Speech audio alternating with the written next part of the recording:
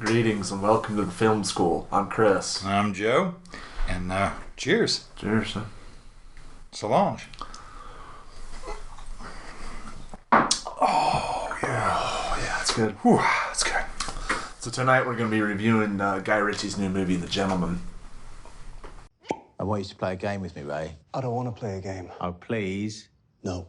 I said play a game with me, Raymond. Right. Lovely. I want you to imagine a character. Your boss, Mickey Pearson. You're too smart to be blackmailing us, Fletcher. Sweet Mary Jane is my vice. Your poison, on the other hand, is and always has been the destroyer of worlds. You're out of touch, and I would like you to consider an offer. I am not for sale. The plot begins to thicken. Now, I can't be specific about the heroes and zeros, but our protagonist is a hungry animal. There is a lot of money hanging in the balance. Our antagonist explodes on the scene like a millennial firework and has indirectly started a war. I think you need to see this, boss. That's one of my firearms.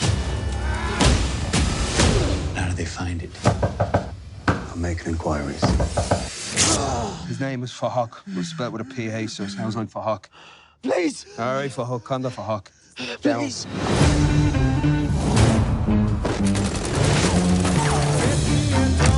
If you smell smoke, it's because there's a fire. So you're gonna have to stamp that out quickly. These people are going to clean house, and you are part of that house. In the jungle, the only way a lion survives, not by acting like a king, by being the king. Brilliant! I've been waiting so long to be where I'm going. Oh, it's really warming up now, isn't it? The sunshine on your... There's only one rule in this jungle. When the lion's hungry, he eats.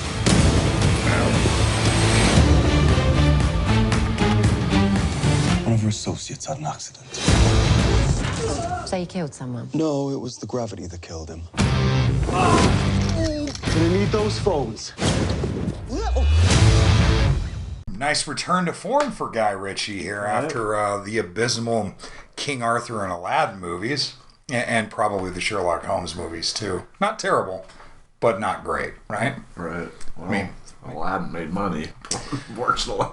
It did. He jumped on that bandwagon, unfortunately, which is too bad, but whatever. I mean, Gentleman is not, for those who are not familiar with Guy Ritchie, the, ex-Mr. Madonna, it's no Lock, Stock, and Two Smoking Barrels or Snatch, but it's definitely up there, in my opinion, with Rock and Roll and Revolver.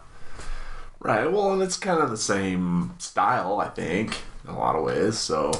Crime, comedy, action.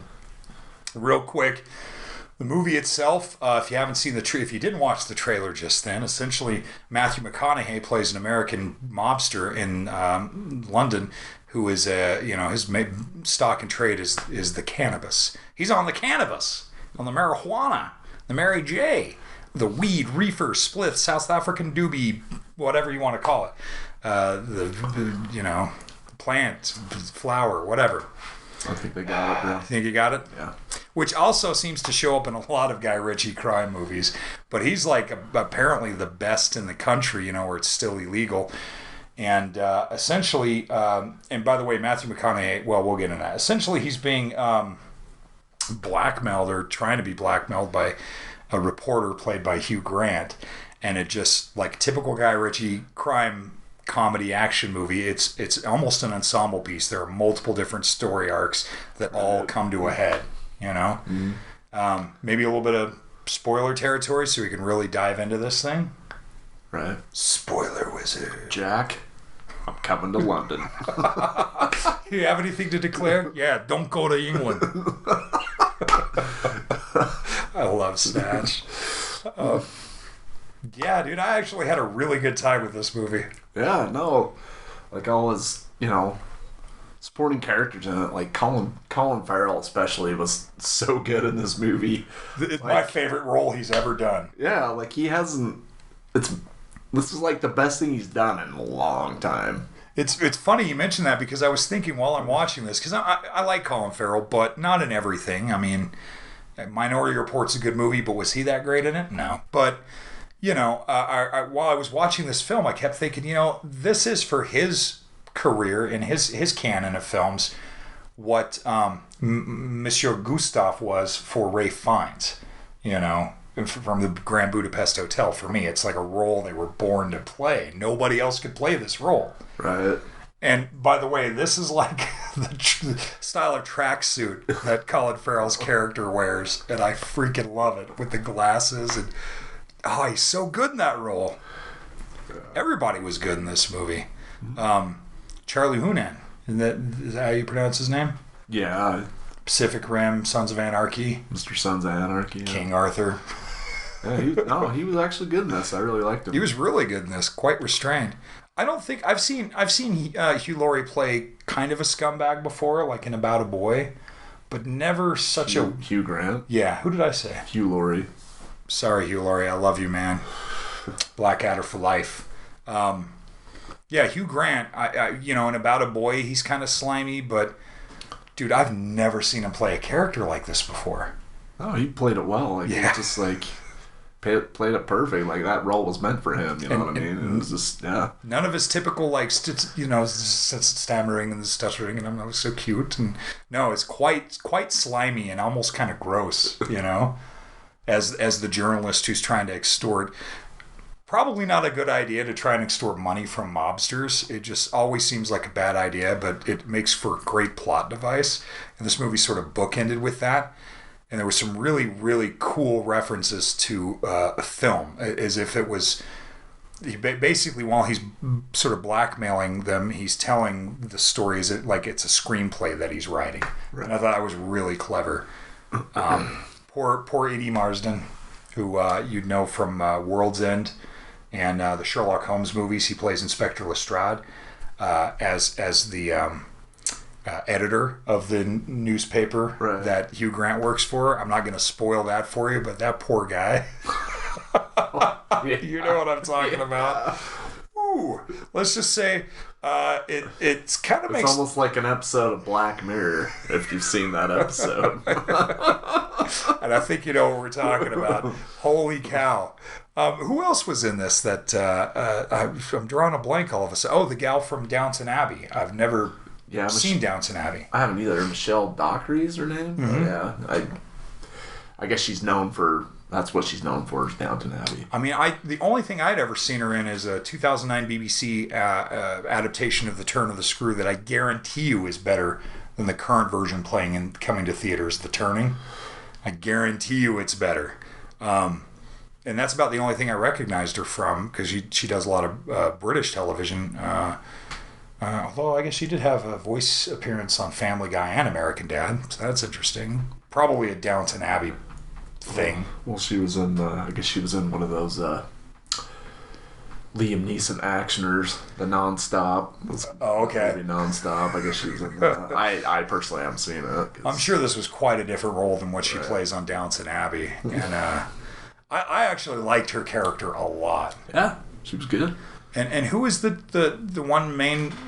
one of the antagonists, the guy who was in that romantic comedy that came out over the holiday with The Last Christmas with who? What's her name? Game of Thrones. Oh yeah. Eyebrows from Solo. Yeah, I know who you're talking about. Henry Golding, I think is his name. Yeah, he actually made for a very entertaining villain. Yeah. Actually, a lot of supporting people that I recognized but couldn't from various television shows and movies, but don't know the names as well, which is unusual. In fact, Chris and I aren't even familiar with the cinematographer. What's his name? Shit. Andrew. Shit. Alan Stewart. Is it Alan Stewart? I think it's Andrew Stewart. Andrew Stewart? Yeah. Yeah. One of the two. Sorry, no offense. Not familiar with the guy. We did a little bit of research and it looked like this might have been his first major film. Right. But it was a good job. I mean, the film looks good. It's full of action and sexiness and a lot of and some There's some great comedy moments too. I mean, there's a scene with Charlie Hunnam trying to get cell phones from these kids that witnessed one of their crimes, and it's hilarious. It goes into areas that you're not expecting. It's definitely kind of, they're all kind of, even Lock, Stock, all kind of bastard sons of Pulp Fiction, you know what I mean? But in that pulpy type of, you're laughing at things you shouldn't be laughing at kind of, you know what I mean?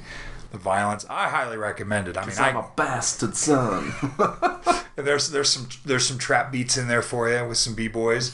Apparently, the film has come under fire for being like a controversial movie that's been called all kinds of things, anti-Semitic or because I'm with the b-boys. It's like stereotyping and everything. I personally think the film is just offensive to everybody, and I think that's the whole point. Is it's the seedy underbelly of London, and everybody's just not a nice person, and it just makes for good humor. Nowadays, everything's offensive, apparently, but... See, he just offended me with that statement, and I'm offended. I'm offended. See? So, just go and have a good time with it. Yeah, it's great time. I mean, it's great popcorn movie. Go take a date to it, man. It's awesome. And if you can actually go see it at a cinema pub, I did too. If you can go see it at a cinema pub, I imagine beer would only be better. Well, I did a couple shots beforehand, so that was awesome. So yeah, I'm definitely going to give it 3 out of 4 stars. Yes, definitely 3 out of 4. Good time at the movies, man. Yes. So thank you so much for joining us. And please like and subscribe. We appreciate you guys very much. Love you guys. We got some cool things to talk about coming up soon. I'm also going to do I got a chance to go to the world famous Sundance Film Festival and catch flicks. We're going to do an episode about what I saw up there. And I'd also like to quickly just shout out, I got to see the Mystery Science Theater 3000 live tour with the original host and creator Joel Hodgson and the Bots. And it just recently blew through my town, and it was amazing. I got this super awesome hoodie from there. Check it, boom. The great cheesy circus movie tour. It's a lot of fun. Oh, stop.